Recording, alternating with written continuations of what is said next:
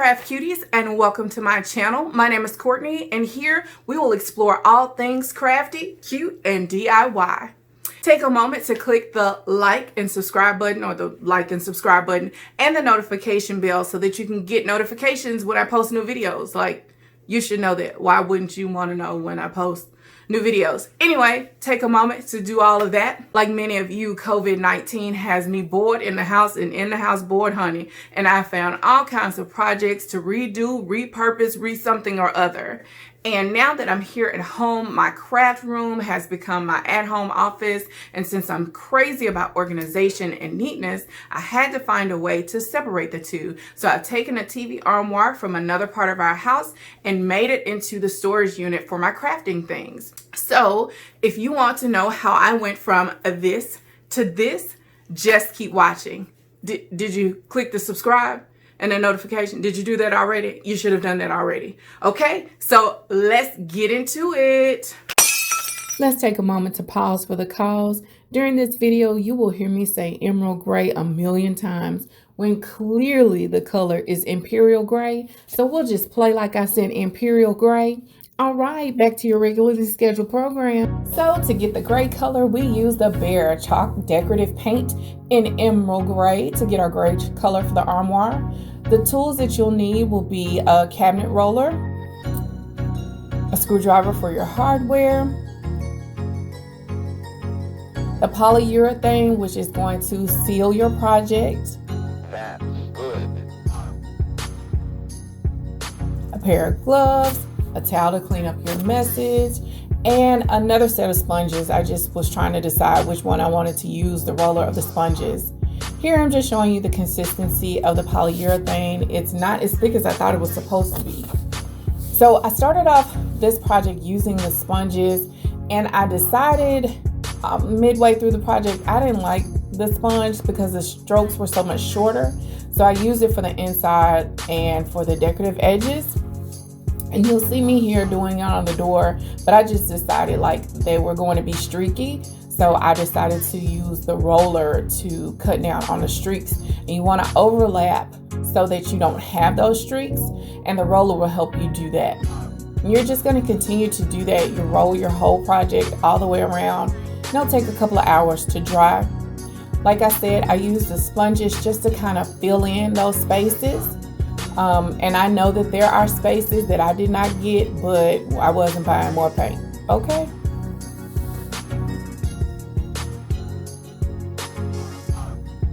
So to do the inside, I decided on a removable wallpaper, which turned out much better than I intended. So this is new wallpaper, and it's just a peel and stick. And these are the tools that you'll need to adhere it. And if you don't stain like you're supposed to, you'll see these spaces that I'm pointing out here. But since I'm gonna wallpaper them, I don't care. I'm just gonna wallpaper over them. It's not a problem. So you'll measure out your wallpaper and then really just peel and stick. It's that simple. You're going to use the plastic piece just to make sure that you adhere it well to the inside of your project. And you'll measure and keep going. The good thing about peel and stick is you can reposition it without it losing its stickiness. And when you're done, you just simply use the razor to cut it.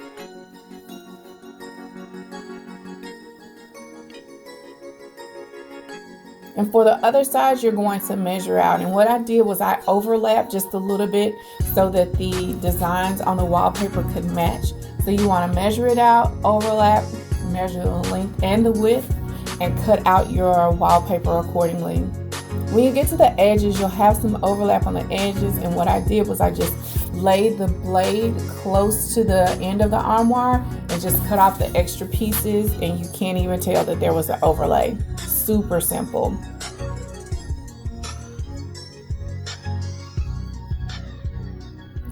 Now you'll see at the top where it looks like they're uneven, but that's actually how the piece is made. And because I'm extra, I wanted to add a light into this project. So you'll see me with two lights here. One of them is smaller. The smaller one came from IKEA. It has the light, and it also has the plug-in as well as the plug that goes into the wall. Whereas the larger light that I was looking at, you have to buy those separately. So that's the light. It happened to be on sale for $4, which is a plus, but you have to buy the outlets separately. But I chose to go with the larger light because it emit more light. So what I'm gonna have to do is, of course, drill a hole. So I'm gonna measure so that I can center my light. So I'll take my measurements across the top, and then of course halfway is going to give me the centerpiece. I used a 5/16 drill bit to measure so that I can run the wire for the light through the top of the armoire. And you simply just take it apart, and you're supposed to screw it to the top. This kind of gave me fits, but I got it together later. But yeah, you should pay attention and not watch NCIS while you're trying to install a light into an armoire. So I drilled my hole, and what I learned here is that you should always cover the end with something else so that you don't damage it, because that's the part that plugs into your plug. So I took some painter's tape and a hanger to feed it through the hole at the top. So I just tried to secure it so that I didn't damage the end that actually goes into the outlet. And you just run your hanger through the top, pull it through at the top. Takes a little maneuvering, but I got it done.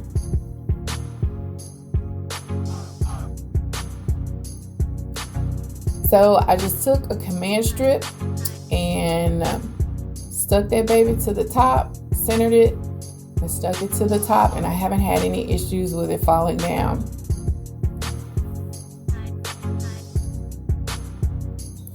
And once everything was dried and the stain was on, it got to that emerald gray color that I saw in the store, and I loved it. Again, you'll see some places where I could touch up the paint, but this is a storage unit in my office, and it's just for me to see. So keep your comments to yourself. I love the way that the inside turned out. It turned out beautifully. As you can see, the pattern in the wallpaper, because I overlaid them, it looks really neat and uniform, and I'll be able to store all things crafty in here. I just really love how this project turned out. I've never done a piece like this, and for the first time, I think it turned out pretty good. I love my light. It has a switch in the back. I can turn it on and off to be able to see. I love how this project turned out. The drawers at the bottom will be used for my fabric and thread, and I'll add some more accessories to the inside for storage as well.